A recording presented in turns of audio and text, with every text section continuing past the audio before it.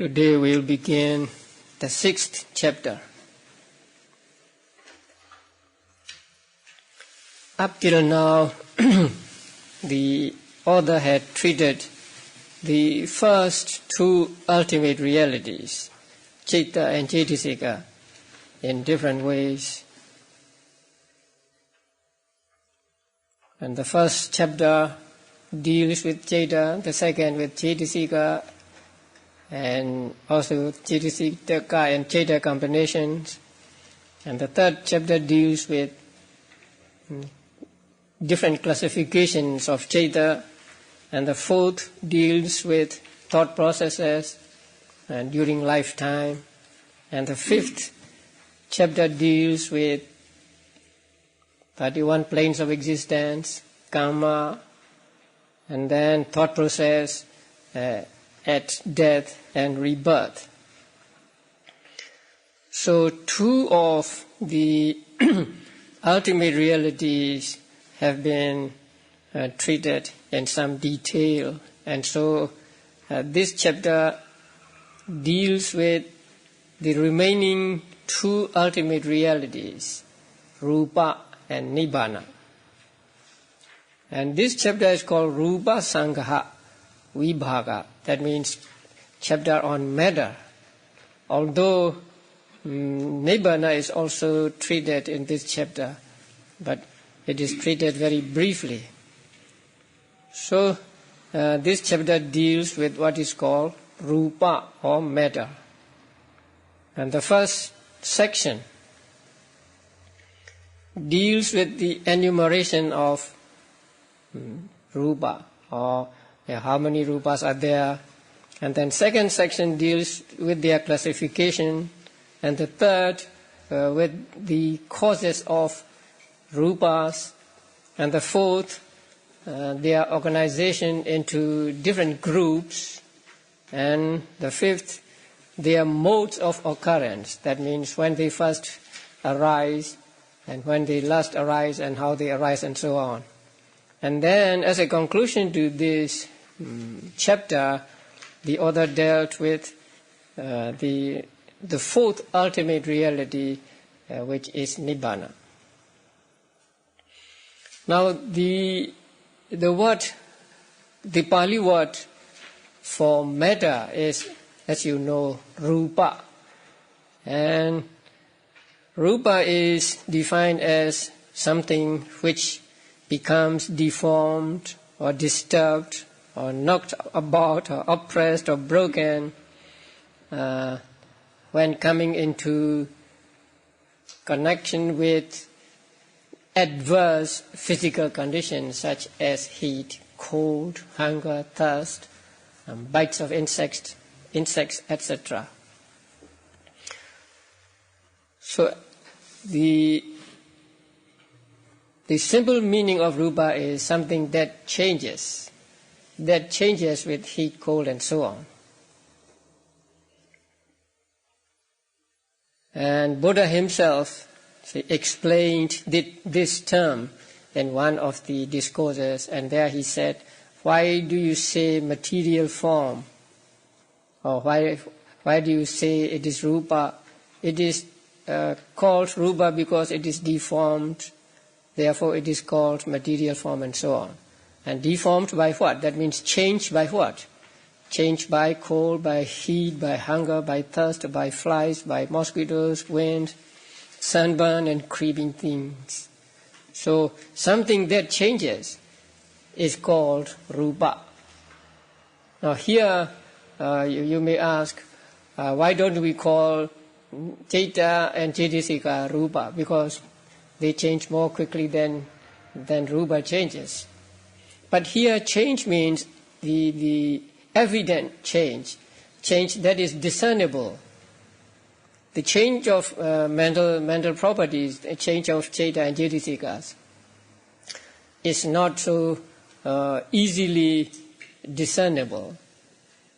But the change of Rupa is easily discernible. And so change here means the change which is evident, which is easy to see. So only matter is called Rupa. and not Chaita and Cetasika. And change here really means the arising of a different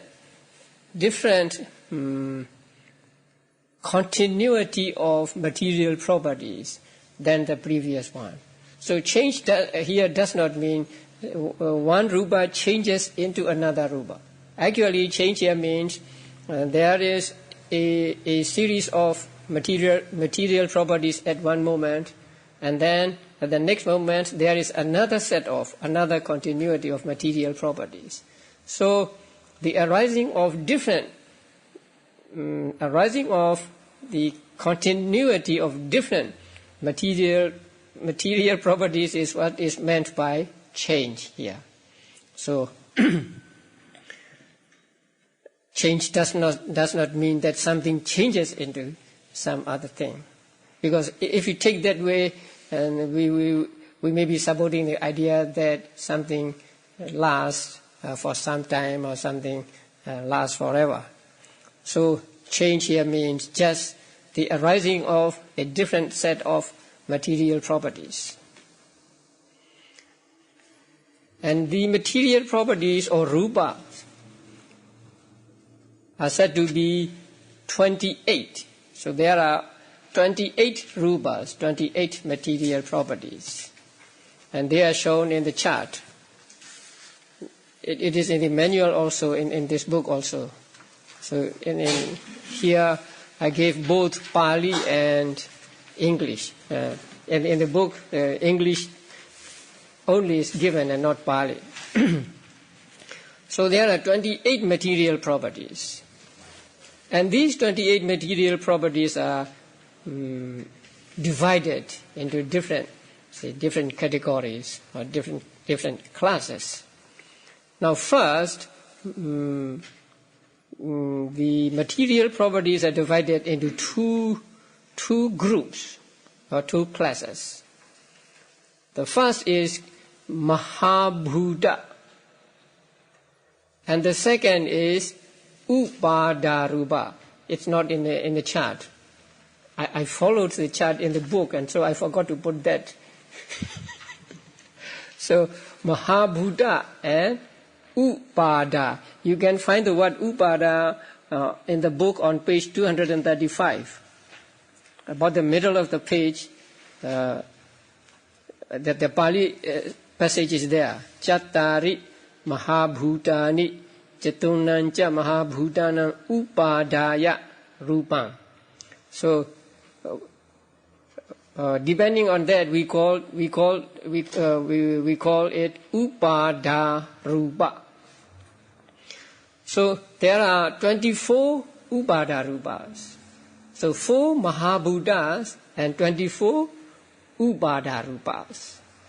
Now Mahabhuta is translated as great essentials, and this is not a literal translation, but I think it is a good translation. Great essentials. Mahabhuta means something that becomes great. They are the basis of all material properties. And all other material properties depend upon them to arise and to exist. So they are called Mahabhutas, the great essentials. And they are 1, Patavi Dhatu, earth element. 2, Apo Dhatu, water element. 3, Tejo Dhatu, fire element. And 4, Vayo Dhatu, air element. So 4 elements or 4 great essentials.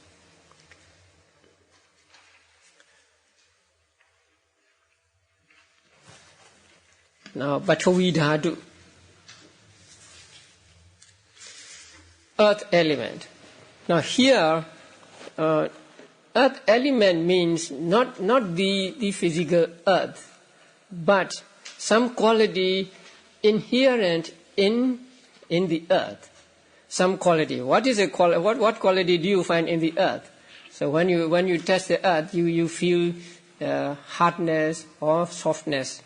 And that hardness or softness is what we call Pathavi Dhatu, or earth element. This is called Pathavi because it is like the earth. The earth is the basis for, say, trees, mountains, and so on to exist. So in the same way, the Pathavi Dhatu is the basis for other dependent material properties. So that is why it is called Pathavi Dhatu. So it serves as a support or foundation for the coexisting material phenomena. That means other material properties, especially the Upada Rupas, depend upon it to arise. If there were no Mahabuddhas, then Upada Rupas will not arise. And the earth is extended. Therefore, some take the extension to be the characteristic of Pathavi Dhatu. Although it is the extension is taken as a translation of Pathavi, its characteristic is actually hardness. So when we get hardness, we also get softness, because hardness and softness are relative. In comparison with one thing, you call it hard, but you compare it with another thing and it becomes not so hard, or it may become soft. So hardness or softness is the characteristic of the earth element. And Abhidhamma teaches that this earth element can be found everywhere. In the water also there is earth element. In fire also there is earth element. In the wind also there is earth element. So in everything we see, every material thing we see, there is this earth element. So in water also we see we find earth element. Now second is Abodhatu, water element. Here also Abodhatu does not mean water, but the inherent quality of water, and that is fluidity or cohesion. And its characteristic is said to be trickling or oozing. That means dripping or something like that. And it is because of this Abodhatu that things are kept together. If there were no Abodhatu, we cannot have these things.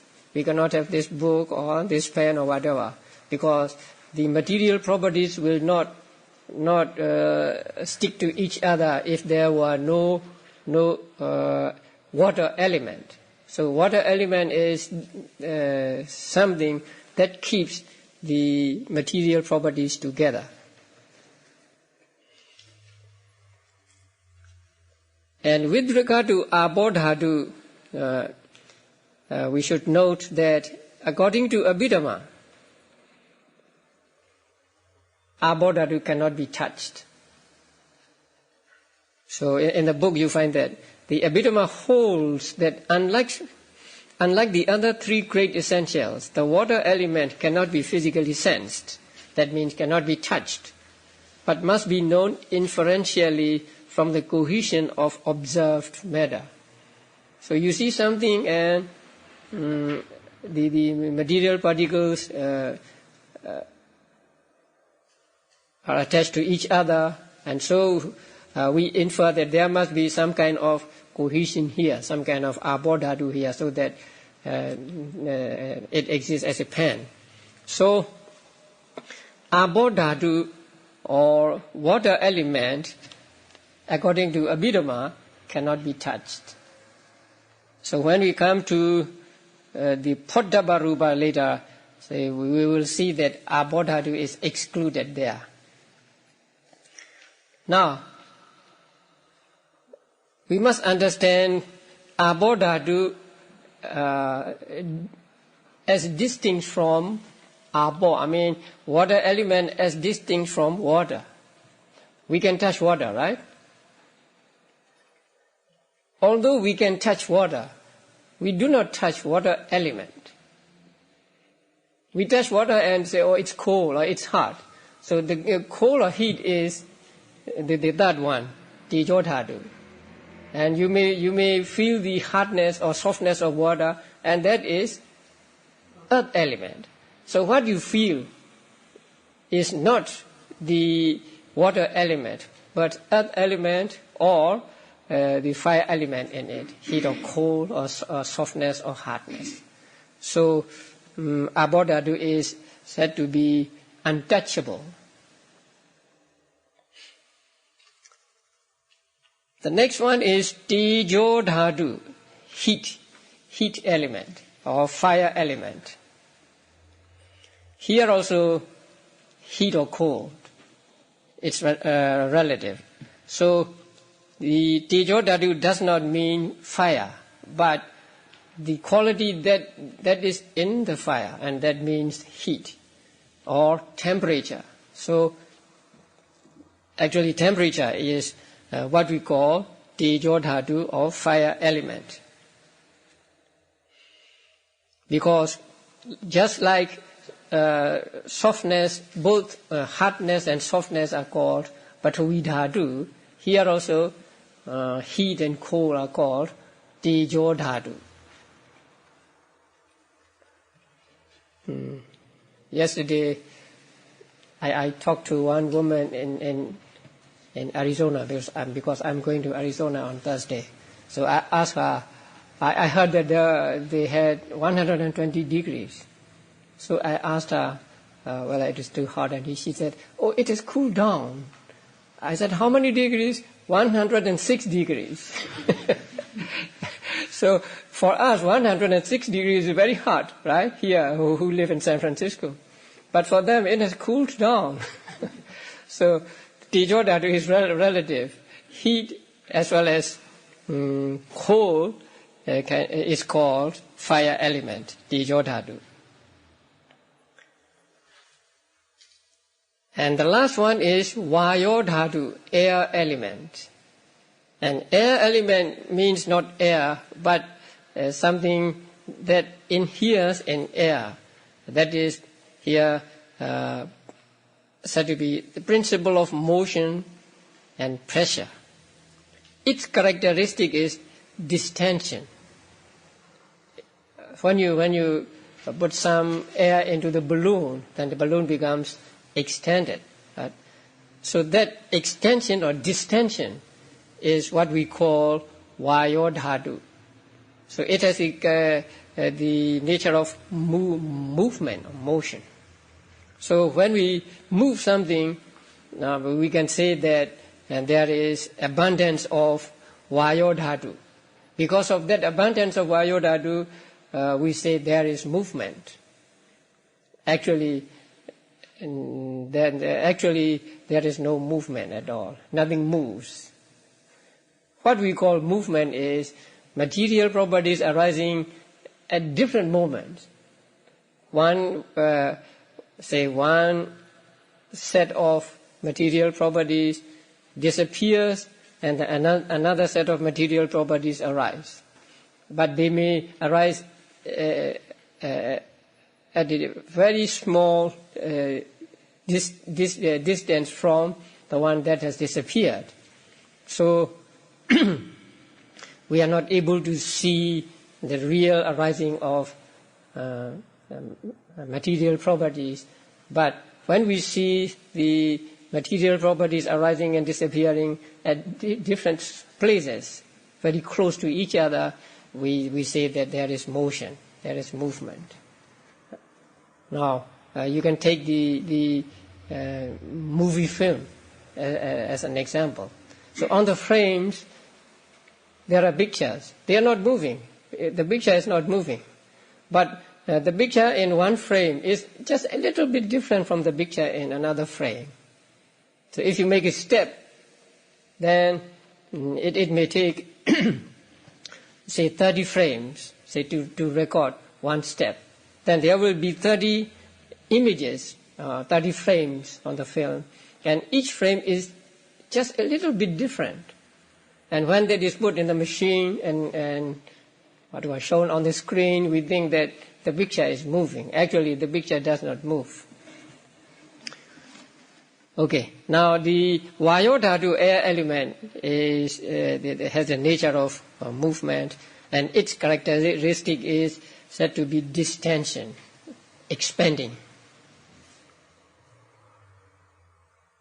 Now, these four great essentials are like founded upon the earth element, held together by the water element, maintained by the fire element, and distended by the air element.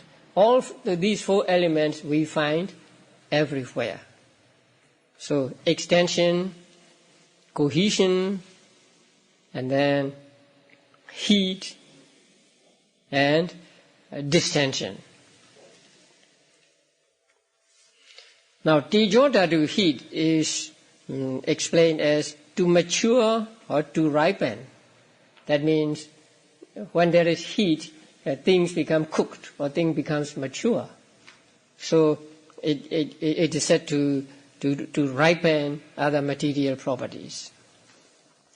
Okay, these four are the basis of the all other material properties that follow.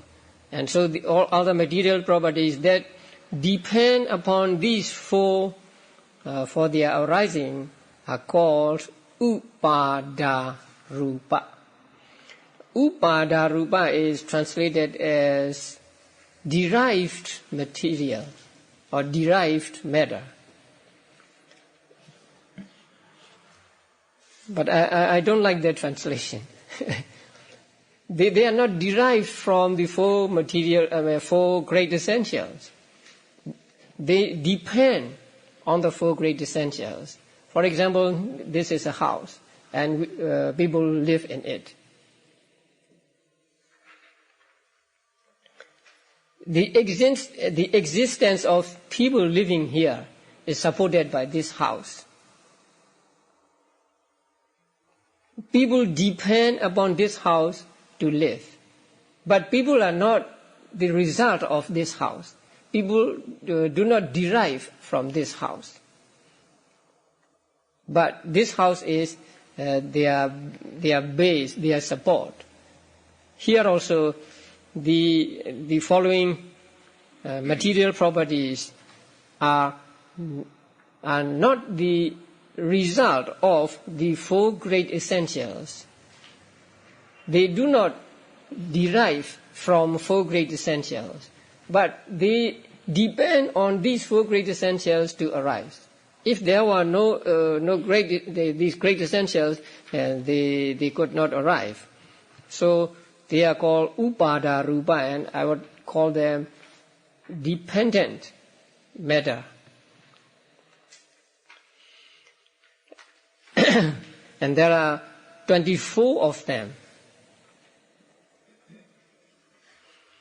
And they are organized in groups.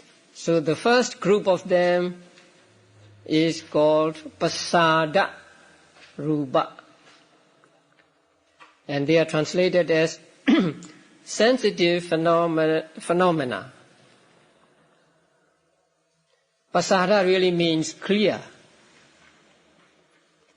The material properties that are clear are called pasada. But clear here means sensitive to the sight, sound, smell, taste, and touch. So they are called sensitive phenomena or sensitive matter or sensitivity. And there are 5. And you know these 5. Chakku pasada, eye sensitivity. Now, the eye itself, the eye, let's say eyeball, is not chakku pasada. Chakku pasada is some material property that exists in the eyeball. that exist, say, on the retina. And those small particles of matter are what are called eye sensitivity. The eyeball is called composite eye. So there are two kinds of eyes, composite eye and sensitive eye, we may call. When a visible object comes into the avenue of the eye, you know that it strikes at the eye, right?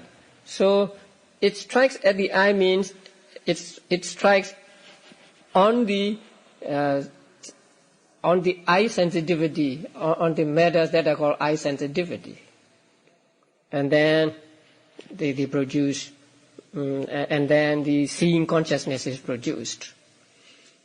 So when we say eye or eye sensitivity, we mean the sensitive particles in the what is called eyeball or the composite eye.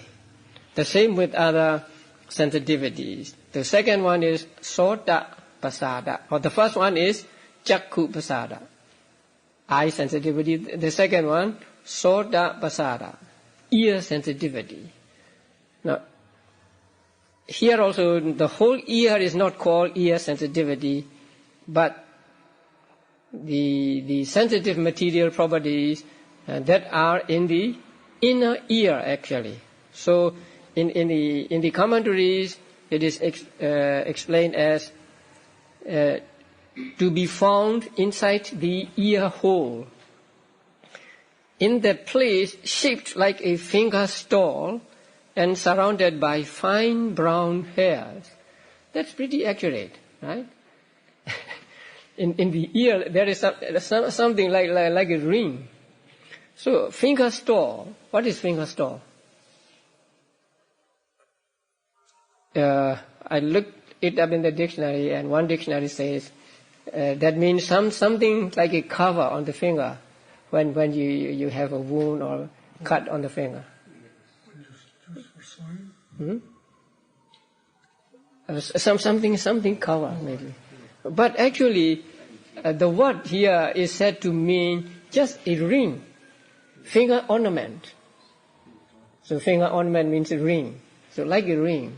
So in the inner ear, you see something like that in medical books also. So that is what is called sota pasada. So I would say finger ring rather than finger stall. And finger stall is a difficult word. I have to look into 3 dictionaries, and I found only in one of them. So that is inner ear sensitivity. The third one is ghana pasada, nose sensitivity.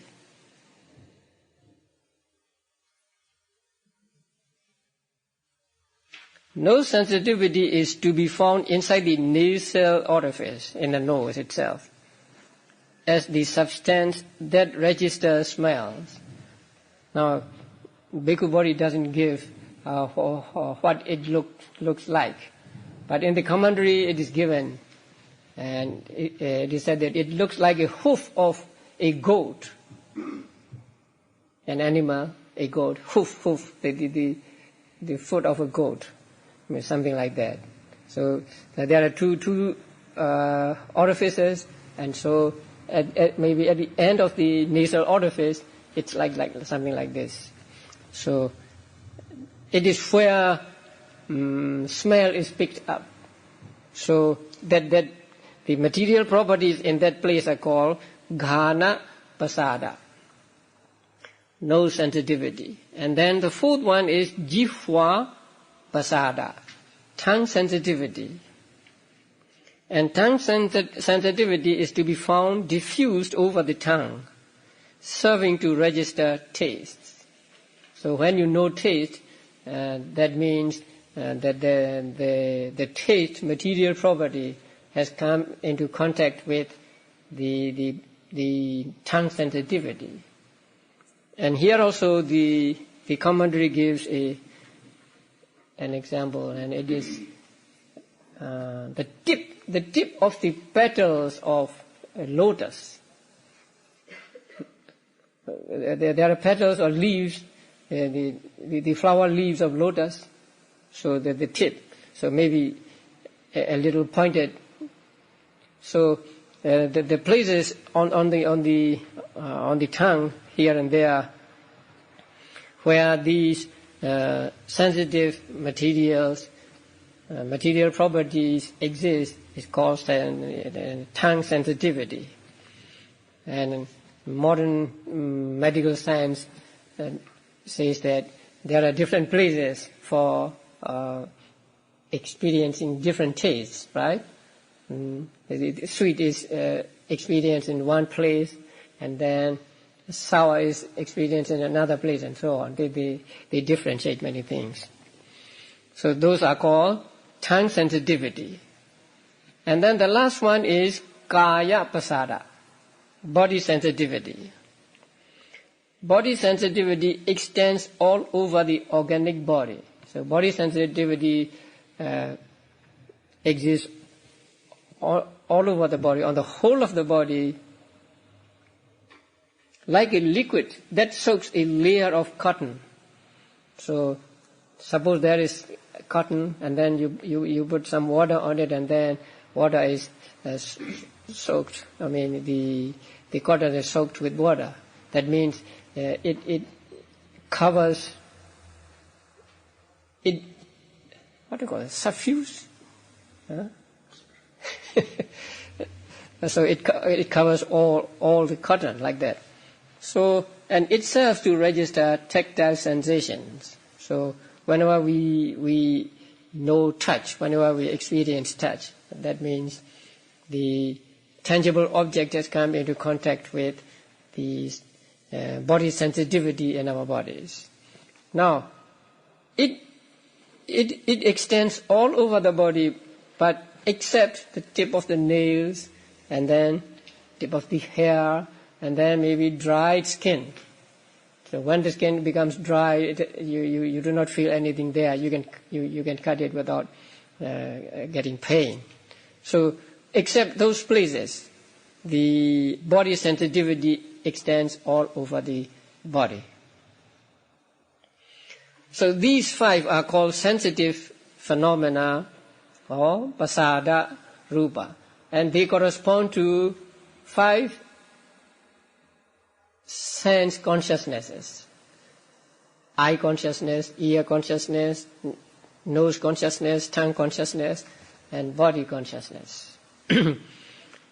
They serve as the base for eye consciousness and so on, right? In the 3rd chapter, the last section deals with what? Vatus, right? Bases. So there you have Chakku base, Sota base, Gana base, Jihwa base, Kaya base, and Hadaya base. So Chakku base and Chakku pasada are same. And Sota base and Sota pasada, same, and so on. We'll come to Hadaya Vatu later. So these 5 are called pasada rupa, sensitive material properties or sensitive phenomena. The next group is called gochara rupa or visaya rupa. Gochara means domain, a place where one roams about. So that in brief, it means an object. So gochara rupa means objective phenomena, material properties that are objects of the eye sensitivity and so on. So corresponding to the 5 sensitive phenomena, there are 5 objective phenomena, or there are 5 gochara rupas. The first one is called rupa, visible object. Now, what is visible is called rupa. And what we see is only rupa. Well, when I say I see a man, I really don't see a man. What I see is the visible object in that what is called man. But my mind deceives me into believing that I see a man. Actually, what I see is just the visible objects, particles of visible object all over the body. Now, the word rupa, please note that it has at least two meanings, even in Abhidhamma, right? Generally, rupa means material property, in contrast to nama. But here, when it means visible object, it is different. Although the word is the same, rupa. So it's very important when you read books on Abhidhamma. You have to understand whether the word rupa means the general, the material property in general, or the visible object. So here, rupa means visible object, what you see. And the second one is saddha, sound.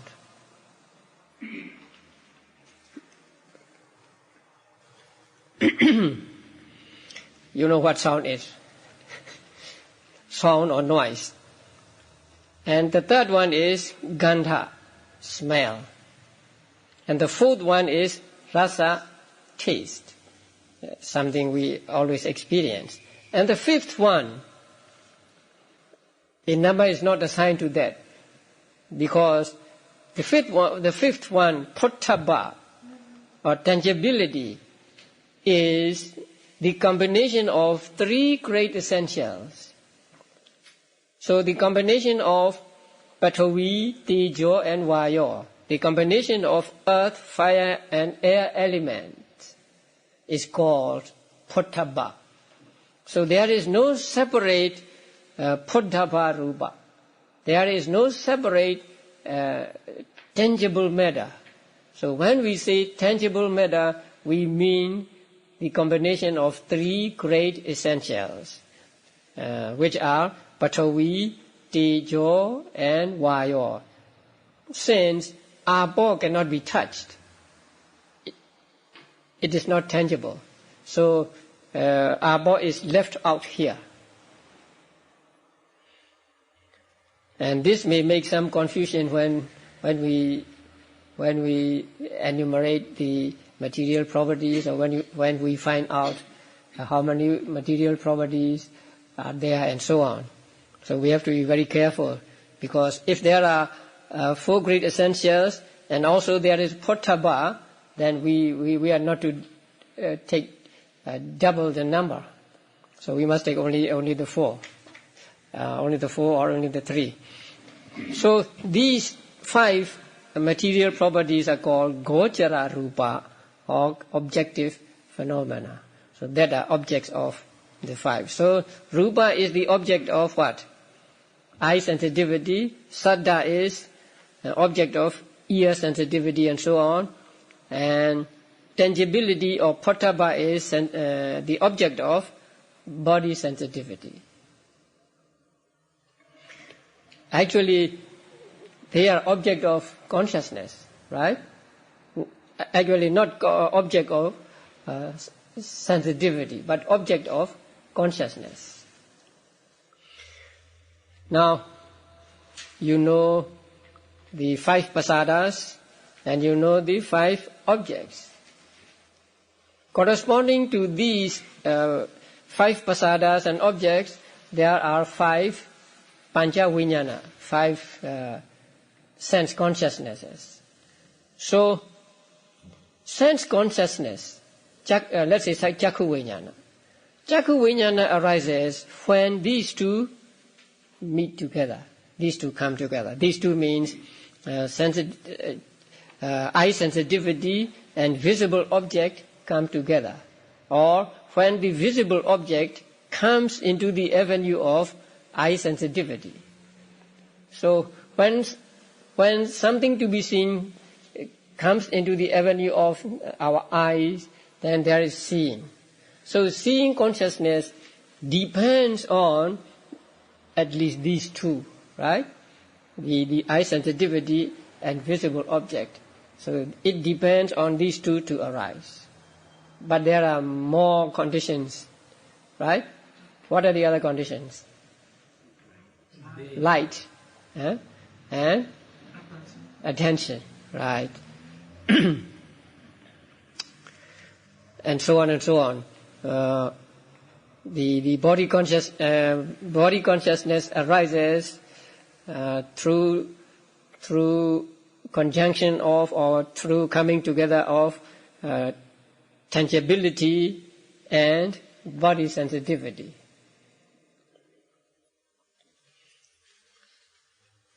Next group is called bhava rupa, sexual phenomena, or we may call it gender.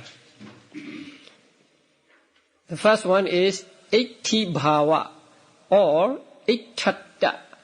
There are two words for this, itti bhava or ittatta. Actually they mean the same thing. Femininity, being a female, or the state of being a female. And another next one is pumbhava or purisatta, the state of being a male, masculinity. Now, these are also called faculties. When we study the 22 faculties in the 7th chapter, we'll find that these two are included there. So these faculties of femininity and masculinity, these have the characteristic of the female sex and of the male sex. Their function is to show femininity and masculinity. That means, actually, femininity and masculinity cannot be seen. What we see is not femininity and masculinity, but something that shows us that it is a male or it is a female. And they are something like the mark or sign or work or ways of female and male. That means the sexual structure of the body. So the structure of the body of men and women are different. So you know that a person is a man or a woman by looking at the structure of the body. And then for its feminine or masculine features, now you look at a face and you know that it is a face of a man or a woman. Men have mustache and all these, and women have no mustache.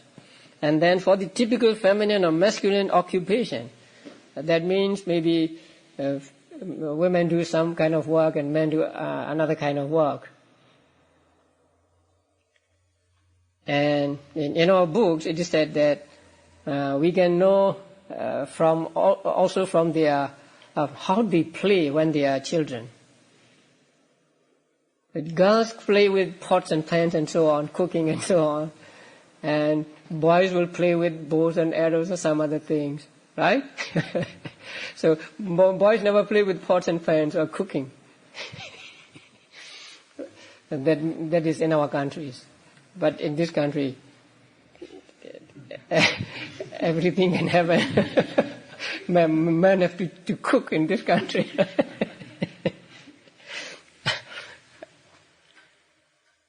And also the feminine or masculine deportment. That means how they walk, how they sit, how they do things. By looking at it, you know that this is a man or this is a woman. Even say in dim light, even if you cannot see clearly, you can know that, oh, this is a man, this is a woman, by looking at how they walk, how they do things. So there is this difference between men and women. And this difference is known by their masculinity or femininity. So that is called masculinity, femininity. So that is actually not visible. What is visible is, say, their structure, their features, their occupations, the manner of their playing, and also their deportments. And it is said that the bhava rupa also extends all over the body, not just in one place. Like a body sensitivity, it extends all over the body. That is why you look at the finger and you know it is a man or a woman, right? Nowadays it's easier because they have colors here.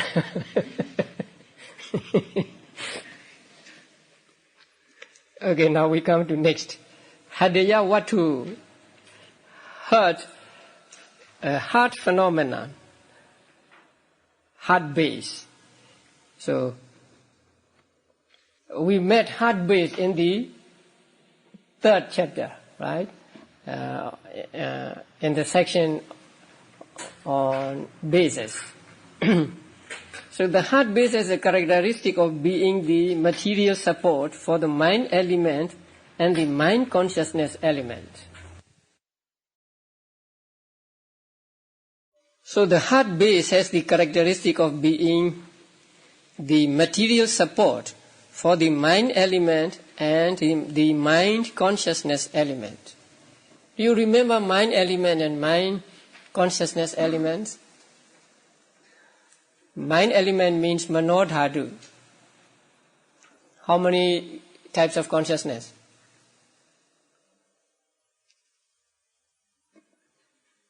3. Right? You can... Panchadvara Vajana and 2 Sampadichanas. Right? Yeah. They are called mind element. And mind consciousness element means the other chetas, except this is the 10 sense consciousnesses. So except the 10 sense consciousness, 10 sense consciousnesses and 3 manodhatus, the remaining others are called in Pali mano-viññāna dhatu. So the heart base serves as a support for manodhatu and mano-viññāna dhatu, or mind element and mind consciousness element. Its function is to uphold them, or to act as a receptacle, to act as a basis for them. It is to be found in dependence on the blood inside the heart. So it is on the blood, not the physical heart is called Hadeya Watu here. So it is found in dependence on the blood inside the heart and is assisted by the 4 great essentials and maintained by the life faculty. So with regard to this Hadeya Watu, there's a lot to say or to argue, right? So Hadeya Watu does not mean the heart itself, but something, some material property that exists depending on the blood in the heart. And this Hadeya Watu is not mentioned in Dhammasangani. Now, Dhammasangani is a book where all Chetas, Cetasikas and Rupas are mentioned. It is the first book of Abhidhamma. So as the first book of Abhidhamma, when it describes Cheta, it must describe all Chetas and all Cetasikas and all Rupas. But in that book, Hadeya Watu is not mentioned. So in that book, there are only 27 material properties. Okay. Now, the commentaries reason for the existence of Hadeya Watu. First, you look at the list also, the list of the material properties also. So their argument is given on another sheet. Mano dhatu and mano vijnana dhatu, when they arise in Kama sphere and Rupa sphere, when they arise in Kama Vajara and Rupa Vajara realms, must depend on Rupa. Rupa here means matter. Just as Chakku Vijnana and others depend on visible object and others. That Rupa cannot be the four Mahabhutas, because they are dependent upon by Ubara Rupas. Therefore, that Rupa must be an Ubara Rupa. Now, the teachers are giving you reasons for accepting the existence of Hadaya Vatu. So, there are Mano Dhatu and Mano Vijnana Dhatu, right? If they arise in Kama Vajra sphere and Rupa Vajra sphere, they must depend on some Rupa. If there is no Rupa to depend on, they will not arise. Just like the Chakku Vijnana depends on the visible object and also on Chakku Vatu.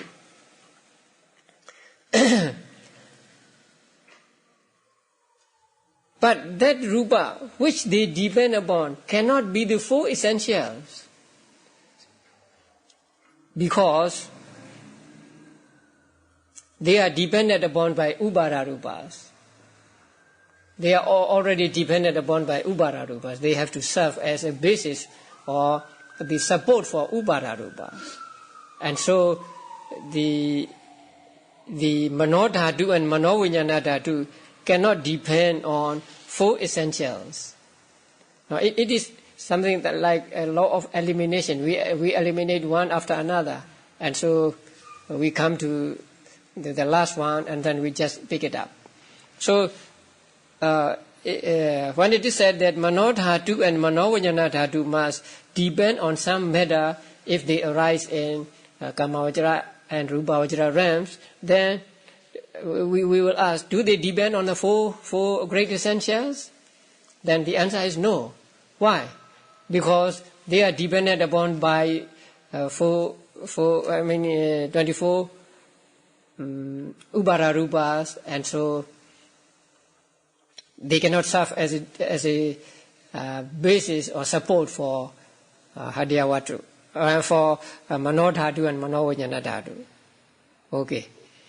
Among the Ubara Rupas, then there are 24 Ubara Rupas. Can they depend on Chakku, eye sensitivity and so on? No, because eye sensitivity is a support for seeing consciousness and so on. So they cannot depend on the 5 sensitive material properties. Then can they depend on visible objects? Neither can they depend on Rupa, Saddha and so on, because they, that is Rupa, Saddha and so on, can be found externally too. Rupa is found externally, right? Internally as well as externally. So the pen I see here is external Rupa. Say that the hand I see here is internal Rupa. So they can be found externally. So Mano Dhatu and Mano Vijnana Dhatu cannot depend on Rupa. The same with Saddha, sound, smell, taste and tangibility. Okay. Now what about Bhava? Do they depend on? Do Mano Dhatu and Mano Vijnana Dhatu depend on Bhava Rupa? The answer is no. They cannot depend on the 2 qualities of sex either, because these dhatus arise also in those who have no sex qualities. That means who are neither men or women. There are some people, sexless persons. So Mano Dhatu and Mano Vijnana Dhatu arise in those persons also. So Mano Dhatu and Mano Vijnana Dhatu cannot depend on two sex qualities. Okay. What else?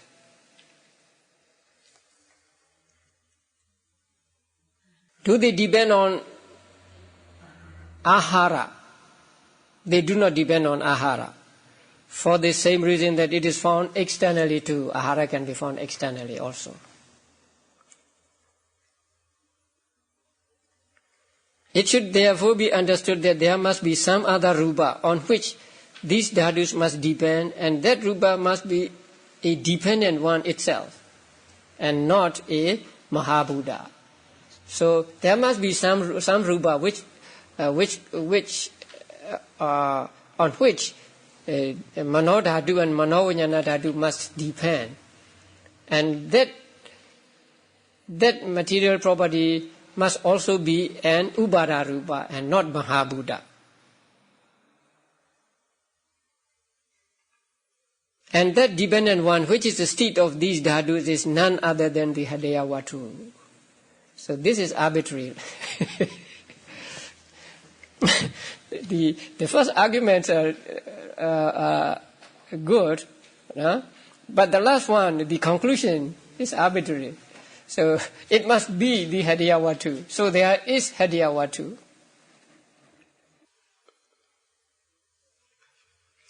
The reason why it was not mentioned in the Dhammasangani. Now, there is a question.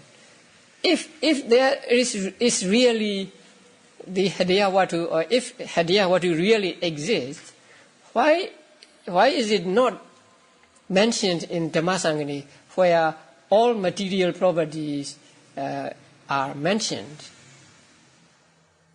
And the answer is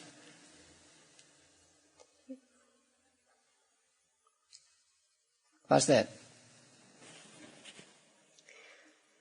Where all that if it were mentioned there, the uniformity of presentation of the Vatu Dukkha and Aramana Dukkha, so important for the understanding of the doctrine and the realization of truth by listeners, would be broken and thus defeat the very purpose of the doctrine, that is, the realization of truth by listeners. Now, you have to go to Dhammasangani to understand this. In the Dhammasangani, especially in that section, the Vatus are mentioned two at a time. I mean, not two at a time. What do we say? In two ways, right? So it is said there is rupa which is the base of eye consciousness, and there is rupa which is not the base of eye consciousness. And this is called one diet. And then the next one is there is rupa which is the base of ear consciousness. There is rupa which is not the base of ear consciousness. So in this way, the rupa is treated in that section in the Dhammasangani.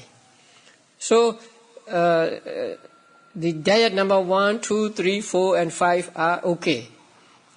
There is rupa which is the base of body consciousness. There is rupa which is not the base of body consciousness. Because you can point out the rupa which is the base of body consciousness and which is not the base of body consciousness. Can you point out? Yes. So there is a rupa which is the base of body consciousness. What is that? Kaya pasara, right? And there is rupa which is not the base of body consciousness. All other rupas, right? So you can point out the rupas mentioned in these sentences. Okay, now we go to Aramana diet. That means by object. There is rupa which is the object of eye consciousness. Can you point that out? Yes. What? Number 10, right? Rupa. There is rupa which is not the object of eye consciousness. Yes, all others. Right? Okay. The second, third, fourth, and fifth the same. So let us go to the fifth. There is rupa, which is the object of body consciousness. Which? Pottabha. Right? Pottabha is the object of body consciousness. There is rupa, which is not the object of body consciousness. All others. Right? Okay. Suppose the diet for what do you call that? The sixth diet were to be made. Then the sixth diet would look like this. There is rupa, which is the base of mind consciousness, manovinyana. There is rupa, which is not the base of mind consciousness. Can you point them out? There is rupa, which is the base of mind consciousness.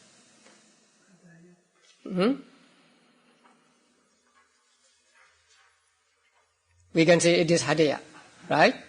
There is rupa, which is not the base of mind consciousness. The other bases, right? It's okay.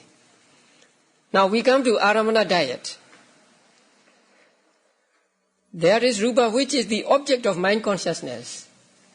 Yes, there are many, right? Okay. There is rupa, which is not the object of mind consciousness. No, nothing there, right? So the diet is broken here. Now these two are not actually in the Dhammasangani, right?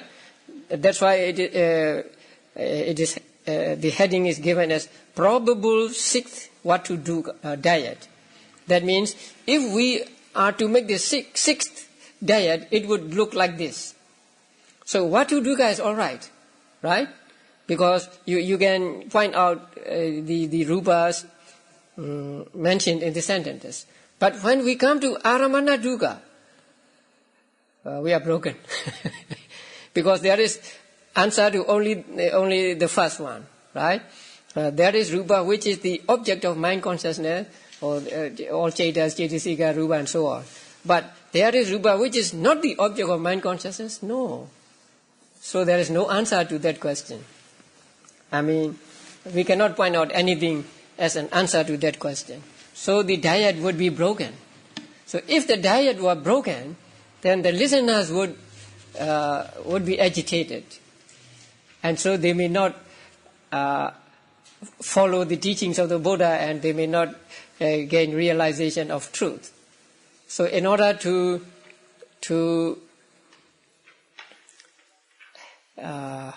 in order not to make them agitated, the Buddha left the Hadaya Vatu out of the list of material properties in Dhammasangani. You understand? Right. So that is why it is not mentioned in Dhammasangani. Now, even if we say the Abhidhamma teaching is a very exact teaching, and it is the, it does not take into account whether people like or not or something like that, but still the purpose of Buddha's teaching is not to show off his wisdom, but to help people to realize truth, but to help people to gain enlightenment. So if Buddha were to mention Hadaya Vatu in Dhammasangani, then he would have to say these diets, probable diets also. And then the diets are not all complete, and one is broken. So when the flow of the teaching is broken, the understanding of the listeners may be affected. So in order to save them from getting confused or whatever, the Buddha did not mention Hadaya Vatu in Dhammasangani. Not because it does not exist, but because if it were mentioned in Dhammasangani, it would not help listeners to get realization of truth. That is why it is not mentioned in Dhammasangani. That is one question, right? Okay. Then where it is mentioned? If it is not mentioned in Dhammasangani, where it is mentioned? And the answer is what? In the Patthana, the 7th book of Abhidhamma. But we are not out of trouble yet. Although it is said that Hadaya Vatu is mentioned in the Patthana, when we go to Patthana and actually read it, we do not find Hadaya there. There, Buddha used a very general term for Hadaya Vatu, something like that. Depending on a certain material property, Mano Dhatu and Mano Vijnana Dhatu arise. Just that. So depending on certain material property. Buddha did not say depending on Hadaya Vatu. But the teachers, commentators, take that to mean Hadaya Vatu. And their argument is like, say, Mano Dhatu and Mano Vijnana Dhatu must depend on some material property and so on and so on and so on. So, however much we explain, we are not altogether out of trouble. Why is it not mentioned in Dhammasangani? Or because Buddha wants to keep his flow of teaching smooth. Okay, then where it is mentioned? It is in the Patthana. But we don't find it in Patthana. We find just a general statement there. but the answer is, oh, that means Hadaya Vatu. So it is arbitrary. Then why did the commentators interpret like that? Say, although Hadaya Vatu is not mentioned by name, either in Dhammasangani or in the Patthana. I think it is because when you are happy or when you are sad, you feel something in the heart, in the chest, right? And when you are afraid, then you have the what do you call the pounding of your heart. So people took that the consciousness depends on heart base or depends in the chest. And also the word Hadaya, like the heart in English, means Chaitanya. Or Hadaya is a synonym for Chaitanya also. And in English also you use the word heart for mind, right? So he has a good heart or something like that.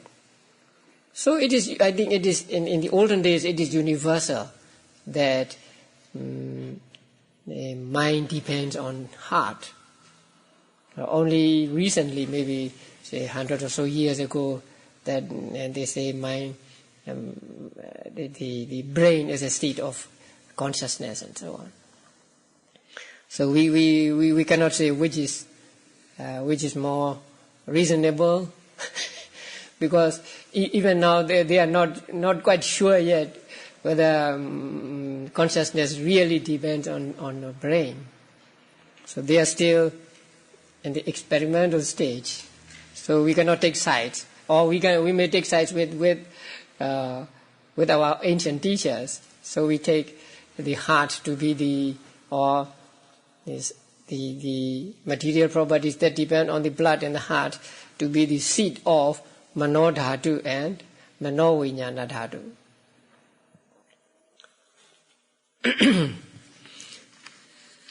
And on this sheet, the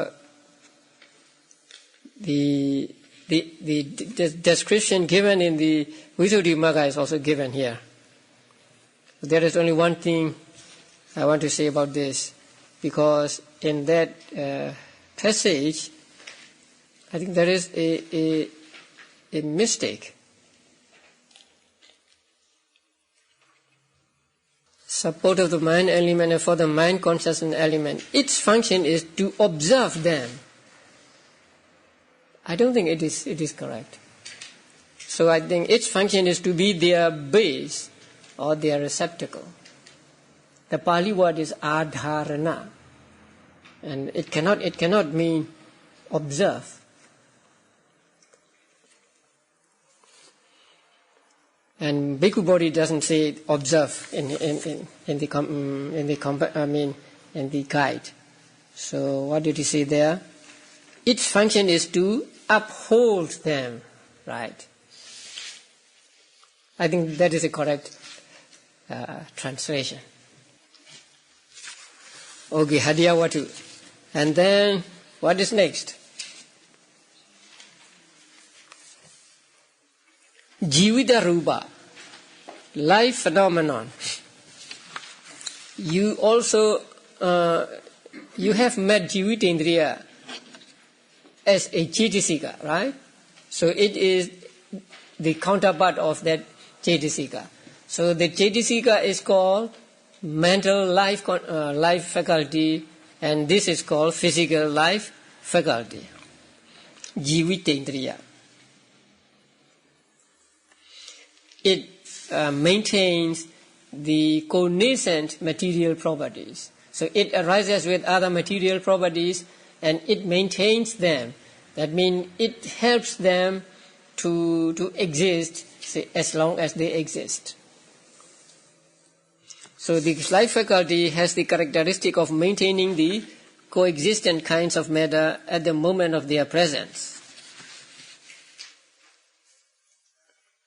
Its function is to make them occur. It is manifested as the establishment of their presence. Its proximate causes the four great essentials that are to be maintained. Now, there is a question: if Jivitendriya maintains other material properties, what maintains it? Jivitendriya maintains others. So what maintains it? And the answer is, it maintains itself also. And the analogy of a boatman is given in the commentaries. Now, when a boatman takes other people to the other shore, or just rows the boat to the other shore, he takes himself also to the other shore, because he is connected with the boat.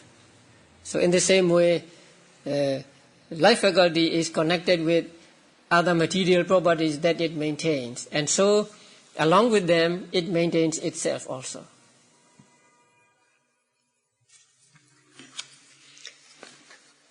And then, Ahara Rupa, nutritional phenomenon. That means some nutriment in what we eat, or actually it is everywhere. Now this nutriment is found externally as well as internally. And then, these are 18 that are called concretely produced matter, or in Pali, Nibbana Rupa. So there are 18 Nibbana Rupas, or concretely produced matter. Concretely produced matter means produced by the four causes of matter. In the third section, the four causes of matter will be treated. So those that are the direct products of these four causes of matter are called Nibbana Rupa.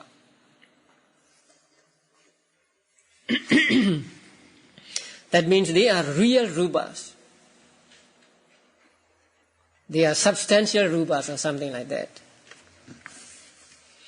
And they are also called Sabhava Rupa, matter possessing intrinsic nature. So they have their own characteristics. Intrinsic nature means own characteristics. Because each type has a distinct objective nature, such as hardness in the case of earth element, etc. And they are also called sa lakhana rupa. Lakhana means mark, sa means together. So that means those that are together with characteristics. Now here characteristics means what?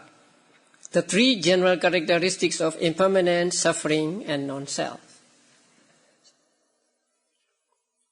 And also we can say they have the three characteristics of arising, present and disappearing or death.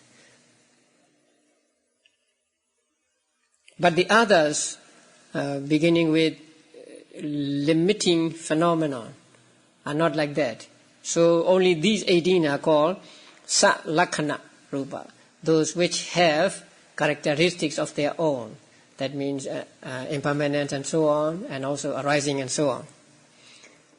And they are also called nibbana rupa, concretely produced matter, because they are directly produced by conditions such as kama, ceta, utu and ahara. And they are also called rupa rupa. That means real rupa. So when you repeat something, you make it emphasized, right? When you want to emphasize something, you repeat it. So here, rupa rupa means the rupa which is real rupa. So they are the real rupa, and the others are unreal rupas. The other 10 are unreal. So they are real rupas. So they are called rupa rupa because they possess matter's essential characteristic of undergoing deformation or change. And also they are called sammasana rupa because they are to be made the objects of insight contemplation by way of three characteristics. You understand that? You are meditators, so you must understand. That means you can practice vipassana on these 18 only and not on the other 10. Because these 18 have the characteristic of impermanence and so on, right? And when you practice vipassana, you try to see these three characteristics. So in order to see these three characteristics, you must watch, you must make notes of these 18 and not the other 10. So not the other 10 are not the object of vipassana meditation.